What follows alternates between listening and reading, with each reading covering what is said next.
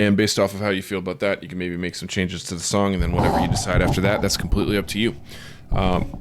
So what I'd like to comment, there's a lot of really good stuff that I hear in this. Overall, I like the idea a lot. Reminds me a ton of like old Dog Blood, Skrillex and Boys Noise, when they did some stuff that sounded, very like rock dance fusion type shit.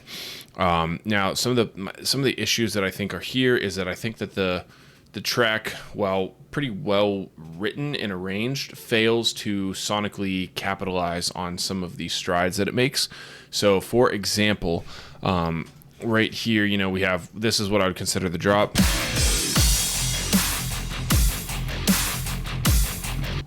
Doesn't really hit the way that I would want it to. Now you could still have like the guitars and all that stuff, of course, in that, but I think, sonically it should hit a little bit harder. So first things first, I think that this could really use like a big beefy like sub bass layered under it, and just a lot of compression to make that guitar and sub bass like really, really pop and rock. Like right now it's just dun dun dun dun dun. I want it to be dun dun dun dun dun, like really like in your face gritty type shit.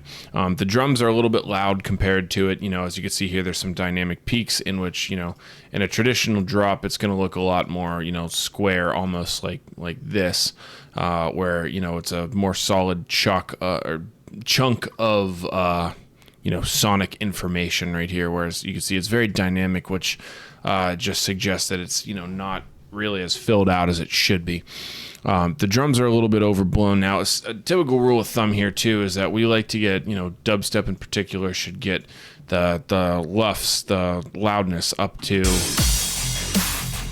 we like to get up to at least -4. So right here we're clocking in about -10. So if I were to increase the volume into this clipper and get it up to about negative, or let's see what we could do to get up to -4.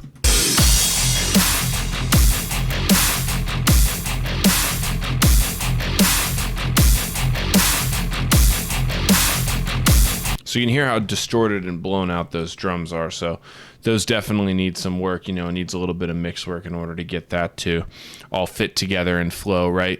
So that's my commentary on that for the most part.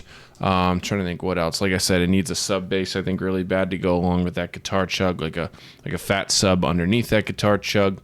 And it could also use, so I hear the drums and it's got that like, that cymbal on it every beat. So it's like kick, snare, kick, snare. The cymbal's going psh, psh, psh, psh. Could definitely also use an offbeat ride. So kick, psh, snare, psh, kick, psh, snare. Psh.